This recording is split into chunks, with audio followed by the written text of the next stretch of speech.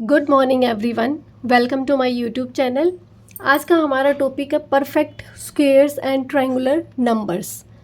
Do you remember triangular numbers? क्या आपको याद है ट्रायंगुलर नंबर्स? ये आपका टॉपिक था 6th क्लास में, ठीक है।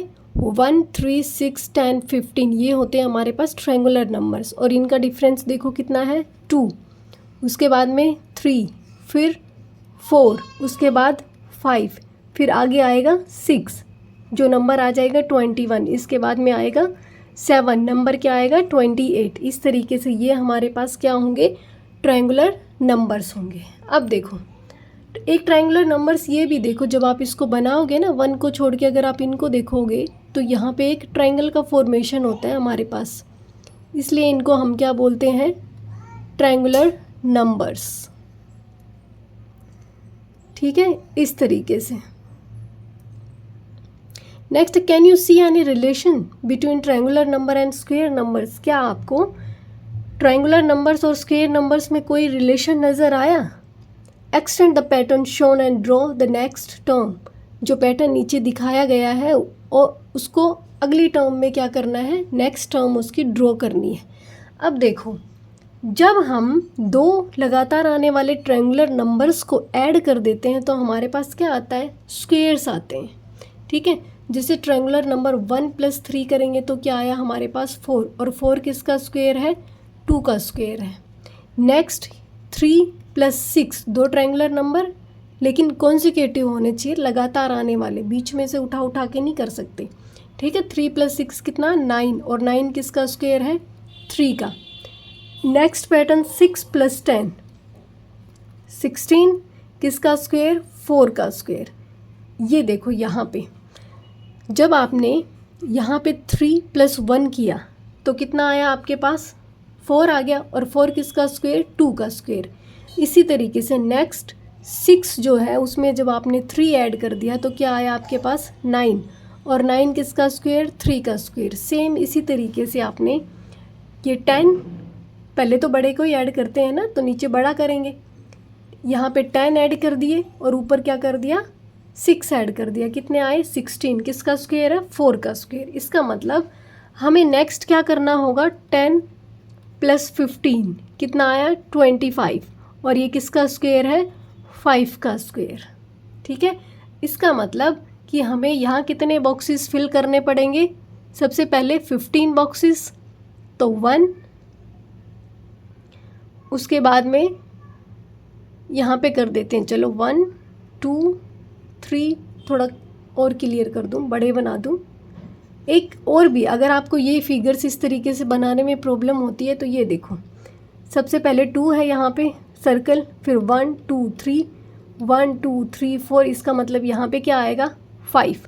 ये एक स्क्वायर है, याद रखना, ठीक है। 1, 2, 3, 4, 5 स्क्वायर है तो इस साइड भी 5, 1, 2, 3, 4, 5, यहाँ पे भी 1, 2, 3, 4 और 5, 1, 2, 3, 4 और 5। ठीक है, अब कंफ्यूज नहीं होना। यहाँ पे भी कितना 1, 2, 3, 4, 5 पहले से 1, 2, 3, 1, 2, 3, परफेक्ट स्क्वायर बन गया। अब काउंट कर लो कितना 1, यहाँ पे थोड़ा सा ये टेढ़ा हो गया है, हमें बनाना क्या है, परफेक्ट बनाना है।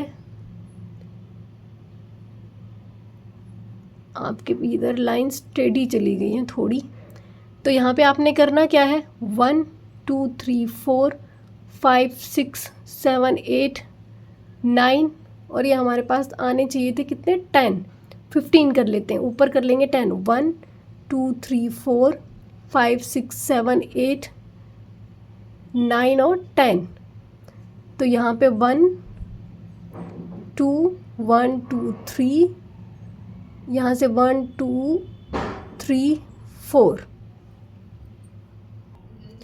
किस तरीके से करेंगे, बीच में 1, 1, 2, ये थोड़े टेढ़े मेढ़े कर दिए हैं यहाँ से।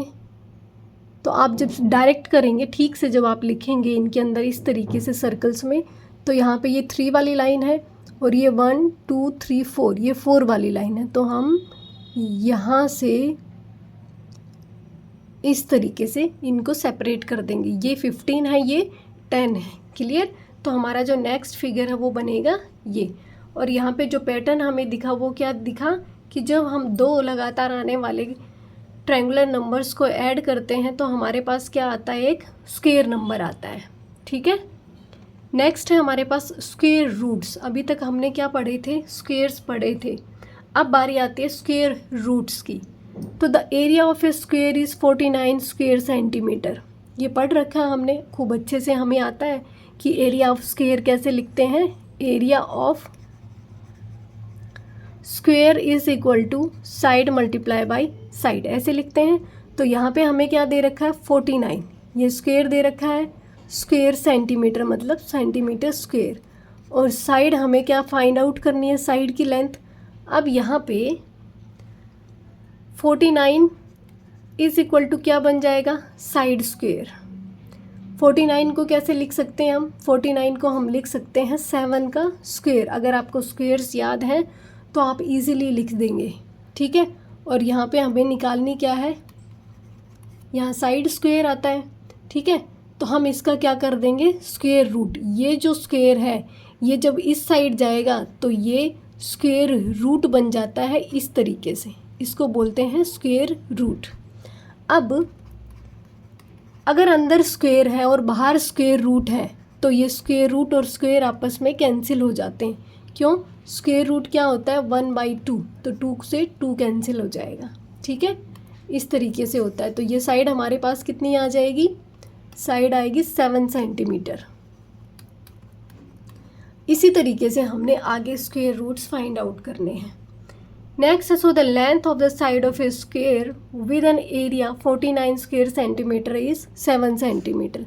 तो हमारे पास जो स्क्वायर का एरिया था 49 था, उसकी साइड कितनी आई, 7 centimetre. We call 7 is the square root of 49।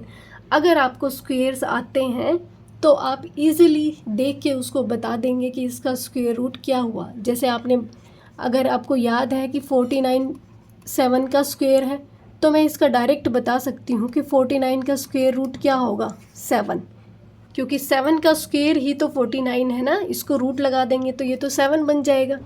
तो ऐसे आपको याद रखना है। जनरल में जैसे y is equal to X square, तो x is the square root of y। x क्या बनेगा, y का स्क्वायर रूट, ये जनरल है। अब आपने नेक्स्ट क्वेश्चन करना है कि what is the square root of 64। 64 का स्क्वायर रूट क्या है। तो थोड़ा सा अगर आपको डायरेक्ट याद है तो आप 8 लिख सकते हो, क्योंकि 8 का स्क्वायर रूट होता है, 64 का स्क्वायर रूट क्या होता है, 8, और 8 का स्क्वायर कितना होता है, 64। अगर आपको याद है तो आप डायरेक्ट इसको 8 लिख सकते हो कि we know that 8 × 8 is equal to 64। अब आपको एक्सप्लेन करके बता रखा है कि हमें पता है कि 8 और 8 को मल्टीप्लाई करते हैं तो 64 आता है। इसका मतलब 8 क्या हो गया, स्क्वायर रूट हो गया किसका, 64 का। अब ये तो हो गया जब प्लस दे रखा है आपके पास में। अगर आपको -8 दे रखा हो तो माइनस को माइनस से मल्टीप्लाई करेंगे तो हमारे पास तो प्लस ही आना है। ठीक है, अगर इस तरीके से दे रखा हो ये, तब आपके पास जो रूट्स आएंगे इसके वो क्या आएंगे, प्लस और माइनस दोनों में। लेकिन every perfect square has 2 integer square roots. जो भी परफेक्ट स्क्वायर रहेगा उसके हमेशा 2 ही इंटीजर्स रूट आएंगे, स्क्वायर रूट्स। हमें यहाँ पे एक पॉजिटिव आएगा, दूसरा नेगेटिव आएगा, लेकिन हमें जो नोट करना है यहाँ पे वो इस चैप्टर में हम केवल पॉजिटिव स्क्वायर रूट को कंसीडर करेंगे। ठीक है, नेगेटिव वाले को नहीं करेंगे। जब भी हम किसी ये परफेक्ट स्क्वायर का स्क्वायर रूट निकालेंगे तो उसके 2 इंटीजर्स आएंगे। जैसे 64 का परफेक्ट स्क्वायर रूट जब हम करेंगे तो इसके प्लस और माइनस 2 आएंगे। ये प्लस माइनस मतलब कि प्लस का 8 भी है और माइनस का 8 भी है। हमेशा ही जब आप स्क्वायर रूट निकालेंगे किसी का भी तो आपके पास 2 ही इंटीजर आएंगे। जैसे यहाँ पे हम कर दे 121 का स्क्वायर, ठीक है, स्क्वायर रूट 121 का स्क्वायर रूट करेंगे तो हमारे पास आएगा +-11। इसका मतलब है प्लस का 11 भी है, माइनस का 11 भी है। लेकिन हमें इस चैप्टर में केवल पॉजिटिव स्क्वायर रूट को ही कंसीडर करना है, ये आपको बताया हुआ है। आपको ये ध्यान रखना है कि जब आप परफेक्ट स्क्वायर रूट का स्क्वायर का स्क्वायर रूट निकालेंगे तो आपके पास हमेशा दो इंटीजर आएंगे। इंटीजर क्या होते हैं? वो टर्म्स जो प्लस माइनस दोनों में रहती है, ठीक है। लेकिन हमें अपने इस चैप्टर में केवल पॉजिटिव को कंसीडर करना है। अब यहाँ पे जनरल भी बताया हुआ है कि जनरल क्या, n कोई भी नंबर है n स्क्वायर, ठीक है। इसके जो रूट्स आएंगे वो प्लस माइनस n आएंगे। n कोई भी नंबर हो सकता है, ठीक है। 1 2 3 4 5 जो परफेक्ट स्क्वायर रहेंगी उनकी बात हो रही है, ठीक है। जैसे कि 121 हो गया, 100 हो गया, 64, 49, कुछ भी हो सकता है। Clear? Next, given a number such that 576 और 327 नंबर्स दे रखे हैं आपके पास दो। How do we find out if it is a perfect square? हम कैसे फाइंड आउट करेंगे कि ये एक परफेक्ट स्क्वायर है? If it is a perfect square how can we find out its square root? और अगर ये परफेक्ट स्क्वायर है तो हम इसका स्क्वायर रूट कैसे फाइंड आउट करेंगे? अब अगर आपको चैप्टर की स्टार्टिंग में कुछ याद हो तो सेकंड क्लास में शायद हमने इसमें पढ़ा था कि परफेक्ट स्क्वायर किस में एंड्स होते हैं? 1 4 9 6 5 या फिर किसी इवन नंबर ऑफ जीरोज़ में। जो परफेक्ट स्क्वायर रहेगी उसके पीछे जीरोज क्या आएंगी? इवन नंबर्स में आएगी। और 1 4 9 6 5 में जो हमने वो टेबल देखी थी तो उसमें सारे नंबर 1 4 9 6 5 में एंड हो रहे थे। But it is not certain that a number that satisfy this condition is a square. और ये भी पढ़ा था कि ये ज़रूरी नहीं है कि ये नंबर किसी में आ जाए तो वो एक परफेक्ट स्क्वायर ही होगा। इसलिए यहाँ पे we can clearly see that 327 is not a perfect square. हम यहाँ पे ये बात कह सकते हैं क्लियरली कि 327 एक परफेक्ट स्क्वायर नहीं है, क्योंकि हमने इन नंबर्स के साथ में कुछ और नंबर्स भी पढ़े थे, ठीक है।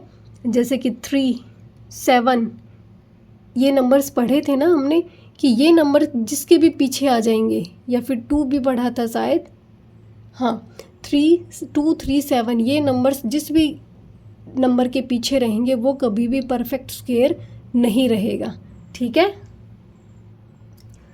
एक नंबर और था जो कि है 8, 2 3 7 8 ये नंबर्स जिस भी नंबर के पीछे रहेंगे वो एक परफेक्ट स्क्वायर नहीं रहेगा। तो यहाँ पे क्या है 7, इसका मतलब 327 तो एक परफेक्ट स्क्वायर नहीं है। However we can not be sure about 576, लेकिन 576 के बारे में हम श्योर नहीं हैं। तो अब 576 को कैसे फाइंड आउट करेंगे? ये एक बड़ा नंबर है, या तो आप डायरेक्ट आपको ये याद हो, लेकिन अगर हमें डायरेक्ट याद नहीं है 576 परफेक्ट स्क्वायर है या नहीं है, तो हम क्या करेंगे? We can list all the squares in sequence and find out whether 576 occurs among them. हमें क्या होगा? लिस्ट वाइज सारे नंबर्स लिख के देखेंगे कि उस लिस्ट में 576 आता है या नहीं आता। We know that 202 is equal to, ये 200 आएगा, सॉरी 20 का स्क्वायर है यहाँ पे, कि 20 का स्क्वायर कितना होता है? 400। We can find out 20। देखो एक नंबर हमें याद है, सपोज कि 20 का स्क्वायर कितना है? होता है 400। अब हमें पता है कि ये है तो 400 से बड़ा ही ना, तो उससे आगे के जो नंबर्स होंगे 21 2 3 हम इस तरीके से फाइंड आउट करेंगे। तब तक फाइंड आउट करेंगे जब तक कि हम 576 तक ना पहुंच पाएँ। 576 आ गया तो हमें पता चल जाएगा कि किसका परफेक्ट स्क्वायर है, ठीक है। However this process becomes insufficient for large number, लेकिन जब हम इस प्रोसेस को लार्ज नंबर्स के लिए करेंगे तो वो हमारे लिए इनसफिशिएंट हो जाएगा। क्यों? क्योंकि लार्ज नंबर्स के लिए आप कहाँ तक स्क्वायर्स बनाएंगे, ठीक है। कोई आपको दे दे थाउजेंड्स में, तो किस तरीके से आप स्क्वायर करते हुए उसको जाएंगे? नहीं। अब देखो एक चीज़ और ध्यान रखें कि यहाँ पे देखो 6 है, तो हमें इनको करने की ज़रूरत ही नहीं पड़ती, ठीक है। तो आपको ये ध्यान होना चाहिए कि 6 किस में आता है? 24 के स्क्वायर में आएगा या आएगा 26 के स्क्वायर में। तो हम ये दो नंबर्स का स्क्वायर करके देख लें, ठीक है, कि 6 आता है यानी इन दोनों में आएगा तो ठीक है, अदरवाइज़ ये फिर परफेक्ट स्क्वायर नहीं होता। लेकिन यहाँ आपको बताया गया है इस तरीके से करना, हर तरीके से करना बताएगा, आपको जो अच्छा लगे आप उस तरीके से कर सकते हैं, ठीक है। Recall that every square can be expressed as the sum of consecutive odd numbers starting from 1। अब दूसरी चीज़ आपको ये भी बताई गई थी कि कॉन्जिक्यूटिव ऑड नंबर्स को जब आप ऐड करते हो तो आपके पास एक परफेक्ट स्क्वायर आता है। अब ये भी देखो 81 है, सपोज 81 को तो कर लेंगे आप, 81 माइनस 1 करेंगे 80 आएगा, फिर 1 के बाद 3 आता है, फिर 5, फिर 7, फिर 9, इस तरीके से करते करते आपके पास लास्ट में 0 आना चाहिए। ठीक है, अगर 0 आ गया इसका मतलब ये एक परफेक्ट स्क्वायर है। From 81 we successively subtracted consecutive odd numbers starting from 1 until we obtain 0 at the 9th step। जिस स्टेप पे ये ख़त्म होगा ये उसी का स्क्वायर होगा। जैसे 1 2 3 4 5 6 7 8 9, 9th स्टेप में कंप्लीट हुआ तो ये 9 का स्क्वायर, जिस स्टेप में कंप्लीट होगा ये उसी का स्क्वायर होगा। ठीक है, अब लेकिन ये भी ध्यान रखना है कि 1 से ही स्टार्ट करना है। ठीक है, बीच से किसी भी चीज़ को स्टार्ट नहीं करना। Can we find the square root of 729? क्या हम 729 का स्क्वायर रूट इसी मेथड से बना सकते हैं? Yes, but it will be time consuming. कर सकते हैं लेकिन क्या होगा, ये एक टाइम कंज्यूमिंग होगा। किस तरीके से कर सकते हो? 729 में से पहले 1 728 आएगा, फिर 728 में से 3 माइनस करोगे 725, फिर उसके बाद में 725 से 5 माइनस करोगे 720। अब देखो कितना बड़ा आप करोगे तब जाके आपको ये पता चलेगा कि कौन से स्टेप में आया और ये किसका स्क्वायर रूट है या फिर ये किसका स्क्वायर है, तभी तो फाइंड आउट करोगे। तो ये काफ़ी टाइम कंज्यूमिंग हो जाएगा। अब इनके लिए आपको एक अलग तरीका बताया जाएगा। We know that a perfect square is obtained by multiplying an integer by itself। कि परफेक्ट स्क्वायर कैसे मिलता है? जब हम दो सेम इंटीजर्स को मल्टीप्लाई करते हैं तो हमारे पास एक परफेक्ट स्क्वायर आता है। इंटीजर्स प्लस माइनस, ठीक है, इनको जब हम मल्टीप्लाई करेंगे, जैसे कि 8 को 8 से मल्टीप्लाई कर दिया, कितना आया 64, तो ये एक परफेक्ट स्क्वायर है। Will looking at a number's prime factorization help in determining whether it is a perfect square? ये कहता है कि अगर हम किसी परफेक्ट स्क्वायर के प्राइम फैक्टर्स बना दें तो हमें ये पता चल जाएगा कि ये एक परफेक्ट स्क्वायर है या नहीं है। ठीक है, ये बड़े नंबर के लिए बात हो रही है, छोटे के लिए नहीं। Yes, if we can divide the prime factors of a number into 2 equal groups. अगर हम डिवाइड कर दें प्राइम फैक्टर्स, किसी नंबर के प्राइम फैक्टर्स को 2 इक्वल ग्रुप में डिवाइड कर दें तो हमें ये पता चल जाएगा कि वो परफेक्ट स्क्वायर है या नहीं है। देखो यहाँ पे क्या है, इज़ 324 अ परफेक्ट स्क्वायर। हमें ये बताना है कि क्या 324 एक परफेक्ट स्क्वायर है। तो इसके लिए हम क्या करेंगे, इसके फैक्टर्स बना देंगे। कैसे?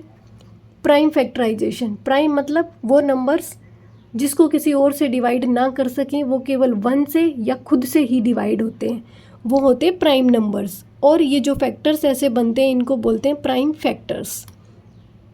एलसीएम निकालते हैं ना हम इस तरीके से, 2 1 जा 2, 2 6 जा 12, 2 2 जा 4, फिर से 2 पे, 2 8 जा 16, 2 1 जा 2, अब 2 पे तो जाएगा नहीं, 3 पे, 3 2 जा 6, 3 7 जा 21, 3 9 जा 27, 3 3 जा 9 और 3 1 जा 3। इस तरीके से जो हम बनाएंगे वो प्राइम फैक्टर्स होंगे। तो यहाँ पे 2 कितनी बार है, 2 बार, 3 कितनी बार है, 4 टाइम्स। तो ये हो गया हमारे पास। अब ये जो फैक्टर्स हैं इनको आपने पेयर्स में बनाना। पेयर मतलब एक जैसे होने चाहिए दोनों साइड। तो यहाँ पे देखो 2 × 3 × 3, यहाँ पे भी 2 × 3 × 3, ये दोनों एक जैसे हैं ना, इसका मतलब पेयर। पेयर का मतलब दोनों एक जैसे। जैसे आप शूज़ पहनते हैं तो शू का वो एक पेयर होता है ना, दोनों शू एक जैसे होते हैं। ठीक है, राइट लेफ़्ट का ही फ़र्क होता है ना, लेकिन होते तो दिखने में एक जैसे हैं। ठीक है, इसी तरीके से यहाँ पे ये नंबर्स एक जैसे होने चाहिए। तो या तो हम इसका ग्रुप बना ले, ये 2 × 3 × 3, जब इसको मल्टीप्लाई करेंगे तो ये स्क्वायर बना देंगे। 3 3 जा 9, 2 जा 18, ये हो जाएगा 18 का स्क्वायर। मतलब 18 का स्क्वायर कितना आया, 324। इसका मतलब ये एक परफेक्ट स्क्वायर है क्योंकि इसके प्राइम फैक्टर्स बन गए जो कि पेयर में हैं। दूसरा, ज़रूरी नहीं है कि हम इसको यही पेयर बनाएं, हम ऐसे भी तो बना सकते हैं कि 2 2 बार है, 3 जब 4 टाइम्स है तो पेयर तो 2 का ही होता है ना। तो ये 2 पेयर्स बन गए। इसका मतलब जब हम इसको मल्टीप्लाई करेंगे तो ये एक पेयर में से सिर्फ एक नंबर लेना है। इसमें से 2 ले लिया, इसमें से ये 3 ले लिया और इसमें से ये 3। जब आप इसको मल्टीप्लाई करेंगे तो 18 आएगा और फिर इसका स्क्वायर कर देना यहाँ पे, क्योंकि 2 बार है तो स्क्वायर कर देंगे तो 18 बन जाएगा। इसका मतलब 324 एक परफेक्ट स्क्वायर है। अब एक और एग्जांपल से समझ लेंगे कि परफेक्ट स्क्वायर है या नहीं है। नेक्स्ट है हमारे पास 156। ये बताना है कि परफेक्ट स्क्वायर है या नहीं। अब आपका बिल्कुल क्लियर हो जाएगा कि ये परफेक्ट स्क्वायर बनेगा या नहीं। जैसे हमारे पास 156, एलसीएम लेंगे, 2 7 जा 14, 2 8 जा 16, फिर से 2 पे जाएगा, 2 3 जा 6, 2 9 जा 18, 3 पे 13 हो गया। अब देखो यहाँ पे 156 के फैक्टर्स क्या क्या बने, 2 × 2 × 3 × 13। यहाँ पे एक पेयर तो बन गया ये, लेकिन 3 का कोई पेयर है यहाँ पे नहीं है, 13 का कोई पेयर है नहीं है। इसका मतलब हम यहाँ पेयर अप नहीं कर पाए फैक्टर्स को, इसलिए ये एक परफेक्ट स्क्वायर नहीं है ना। इजी तरीका एलसीएम लेके सीधे ये देख लेने का कि ये परफेक्ट स्क्वायर है या नहीं है। ठीक है, तो सबसे इजी तरीका है ये। द प्राइम फैक्टराइजेशन ऑफ, ये बता दिया कि इतना है, we can't pair up these factors, इसलिए ये एक परफेक्ट स्क्वायर नहीं है। क्लियर। अब नेक्स्ट है फाइंड वेदर। अब उससे बड़ा नंबर आ गया कि 1156 and 2800 are perfect square using factorization. आपको प्राइम फैक्टराइजेशन का यूज़ करना है और ये बताना है कि ये दोनों परफेक्ट स्क्वायर हैं या नहीं है। ठीक है, अभी हम करके देखते हैं इसको 1156 को। यहीं पे कर लेते हैं 1156। सबसे पहले 2 पे देखेंगे, 2 5 जा 10, 2 7 जा 14, 2 8 जा 16, फिर से 2 पे, 2 2 जा 4, 2 8 जा 16, 2 9 जा 18। अब क्या 3 पे जाएगा? नहीं। उसके बाद में किस पे जा सकता है? किसकी टेबल में आता है? 9 की टेबल, 7 की देखो, नहीं 7 पे भी नहीं जा रहा। अब यहाँ पे अगर आपको स्क्वायर नंबर्स याद हैं तो आपको ध्यान होगा कि ये 289 किसका स्क्वायर है? ये 17 का। इसका मतलब ये 17 से जाएगा तो यहाँ पे 17, यहाँ पे फिर से 17। तो 1156 के prime, the prime factorization of 1156 is equal to 2 × 2 × 17 multiply, sorry 1 minute, 17 × 17। तो हमारे पास पेयर्स क्या बने? एक तो 2 बन गया, एक 17 बन गया। तो क्या लिखेंगे हम? 2 × 17 का स्क्वायर, 17 2 जा 34, 34 का स्क्वायर। इसका मतलब 1156 किसका स्क्वायर है? 34 का। इसका मतलब ये परफेक्ट स्क्वायर है क्योंकि हमने इसके प्राइम फैक्टराइजेशन बना दिए, तो ये एक परफेक्ट स्क्वायर है। अब नेक्स्ट है हमारे पास 2800। अब यहाँ पे लिखने में थोड़ी प्रॉब्लम होती है तो हम बोर्ड का ही यूज़ कर लेते हैं ताकि अच्छे से हम उसको वर्ड्स में भी लिख पाएँ। अब 2800 को बताना है कि ये एक परफेक्ट स्क्वायर है या नहीं है।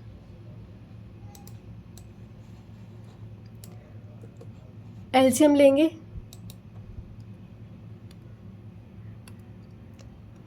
2800 इस तरीके से निकालेंगे।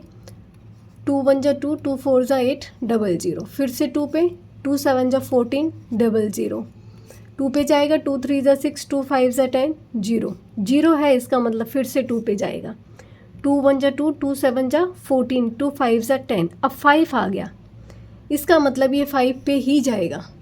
ठीक है, या फिर 3 पे भी जा सकता है। सबसे पहले देख लेते हैं 3 पे जाएगा, 3 5 जा 15, 25 नहीं जाएगा। 5 3 जा 15, 2 बचे, 5 5 जा 25, फिर 5 7 जा 35, फिर 7 पे। अब देखो यहाँ पे, अब लिखेंगे कि prime factorization of, prime factorization of 2800 is equal to क्या क्या है, 2 मल्टीप्लाई 2, यहाँ पे कितनी बार 4 टाइम्स 2, 2 इंटू 2, फिर 2 बार क्या 5, और एक बार हमारे पास है 7। तो यहाँ पे हम इन फैक्टर्स को पेयर अप नहीं कर पाए। इसका मतलब अगर पेयर अप नहीं कर पाए तो ये एक परफेक्ट स्क्वायर नहीं है। लिखेंगे we can not pair up these factors, so 2800 is not a perfect square. ठीक है, इसलिए ये एक परफेक्ट स्क्वायर नहीं है। समझ में आ गया होगा। अब इसको इरेज कर देते हैं, नेक्स्ट चलते हैं।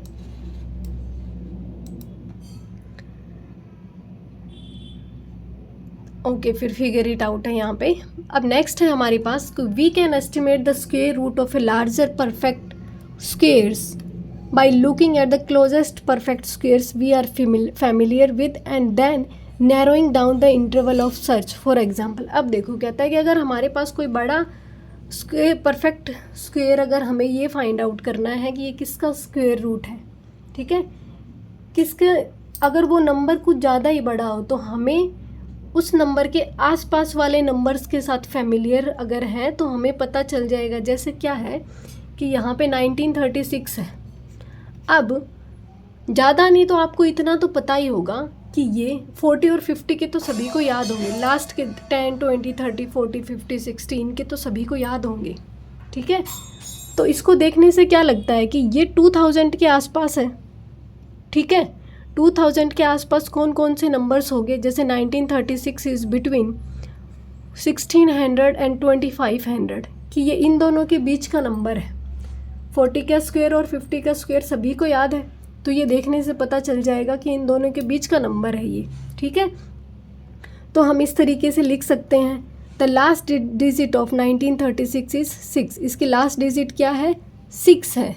सो the last digit of the square root must be either 4 और 6। तो ये ध्यान होगा, आपने जब टेबल फिल की थी तो इसका जो भी नंबर होगा स्क्वायर रूट का, तो उसके भी लास्ट में या तो 4 मिलेगा या 6 मिलेगा। अब आपको क्या करना होगा, इफ़ वी कैलकुलेट 45, ये देखो अब हमें ये पता चल गया कि यहाँ पे 6 है इसका लास्ट नंबर।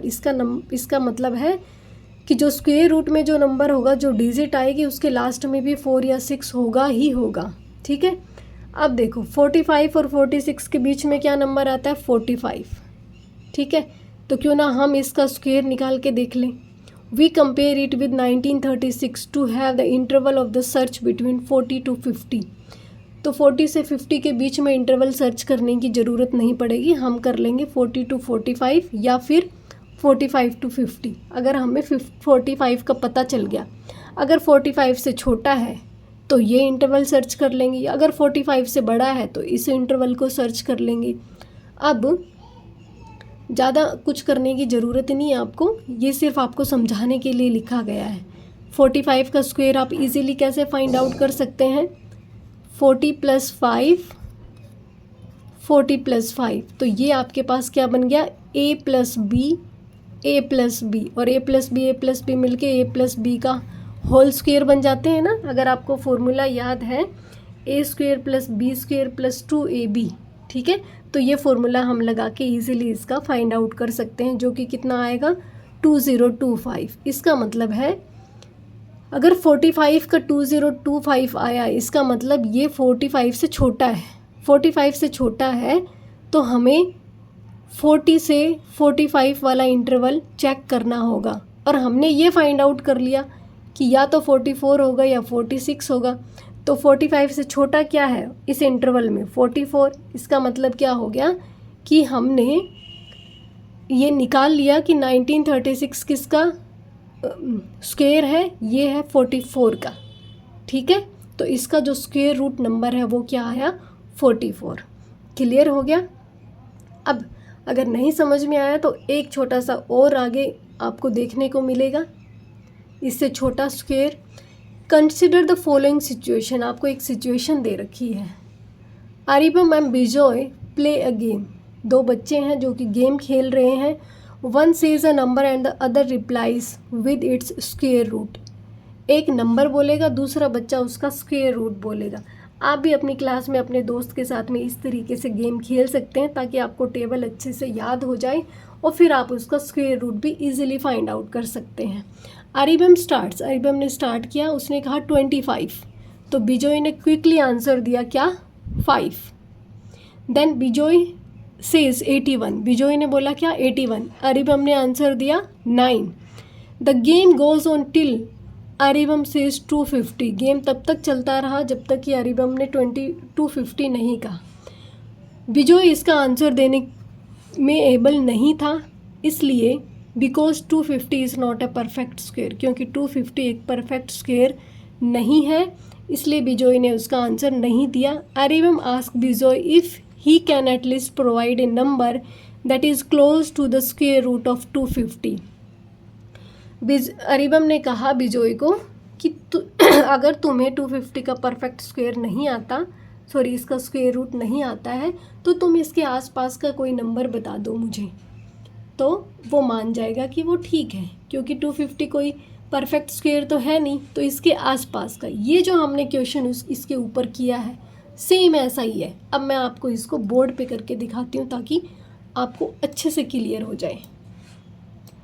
अब हमने बात किसकी की है, 250 की, ठीक है। अब अगर आपको पता हो कि इसके आसपास का नंबर क्या है, 250 के आसपास का नंबर, अगर हम देखें वही 10 और 20 करके, जैसे हमने 40 और 50 किया, तो हम कर लें कि 10 का स्क्वायर हमें पता है कितना 100 होता है और 20 का स्क्वायर क्या होता है 400 होता है। तो इसका तो हमें पता है, इसका मतलब है 100 और 400 के बीच में ये नंबर है।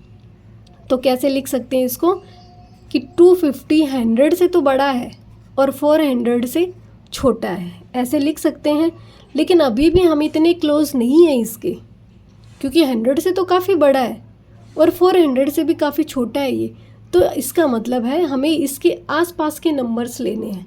अगर आपको स्क्वायर नंबर्स याद हैं तो आप इजीली से इसके आसपास के नंबर्स को फाइंड आउट करेंगे। क्या 15 का स्क्वायर कितना होता है 225, और 16 का स्क्वायर क्या होता है 16 का स्क्वायर होता है 256। इसका मतलब है कि ये जो नंबर है 250 ये किसके बीच में आ रहा है, ये आ रहा है 225 और 256 के बीच में। तो बिजॉय को आंसर क्या देना होगा, जो 250 के बिल्कुल पास में हो वो उसको आंसर देना होगा। इन दोनों का डिफरेंस कितना है 25 का, इन दोनों का डिफरेंस कितना है 6 का। तो बिजॉय को सबसे जो करीबी है वो आंसर उसको देना होगा। तो उसको आंसर कितना देना है 16, ठीक है, क्योंकि स्क्वायर रूट बताना है। तो अरिबम ने बोला कि तुम उसके आसपास का जो नंबर है बिल्कुल क्लोज जो है वो उसका स्क्वायर रूट बता दो तो तुम्हारा ठीक हो जाएगा। तो उसको बताना होगा 16, ठीक है, समझ में आ गया। अब नेक्स्ट,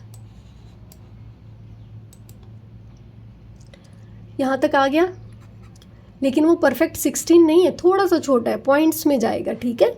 बताना क्या था, आसपास का नंबर। Here is another problem that requires estimating square roots. एक और आपके पास एग्जाम्पल है जिसको एस्टिमेटिंग चाहिए। एस्टिमेट लगाना मतलब कि लगभग इतना है, ऐसे बोलना। अब देखो, Akhil has a square piece of cloth area 125 centimetre square. Akhil के पास एक कपड़ा है जिसका एरिया कितना है 125 centimetre square. He wants to know if he can cut out a square handkerchief of side 15। वो कहता है कि वो ये जानना चाहता है कि वो इसमें से एक हैंडकरचीफ मीन्स एक रुमाल बनाना चाहता है स्क्वायर का, ठीक है। स्क्वायर मतलब जिसकी सारी साइड्स इक्वल हों। उसने साइड क्या ली 15 सेंटीमीटर। तो क्या वो 15 सेंटीमीटर का यहाँ पे हैंडकरचीफ बना सकता है। एरिया कितना दे रखा है हमें एरिया यहाँ दे रखा है 125, ठीक है। एरिया दे रखा है टोटल 125 सेंटीमीटर स्क्वायर और उसको बनाना क्या है स्क्वायर 15 सेंटीमीटर का। तो उसका जो हैंडकरचीफ है लिखेंगे area of square handkerchief is equal to 15 multiply by 15। कितना एरिया आ जाएगा इसका एरिया आएगा 225। इसका मतलब है कि वो ये हैंडकरचीफ नहीं बना सकता। इफ़ नॉट, अगर नहीं बना सकता, he wants to note the maximum size of the handkerchief that can be cut out from this piece of cloth with an integer side length. ये कहता है कि अगर ये 15 की साइड का नहीं बना सकता तो आपको ये बताना होगा कि मैक्सिमम साइज़ हैंडकरचीफ का एक साइड लेंथ का कितना होगा। तो यहाँ पे जब आप देखोगे कि 125 एक परफेक्ट स्क्वायर नहीं है, 125 को सबसे पहले आपको क्या बना के देखने होंगे। मैं बोर्ड का यूज़ कर लेती हूँ। हम पहले इसको देख लेते हैं कि कितनी साइड लेंथ का बनना ज़रूरी होगा। तो देखो, सबसे पहले हमें क्या दिया हुआ है, यहाँ पे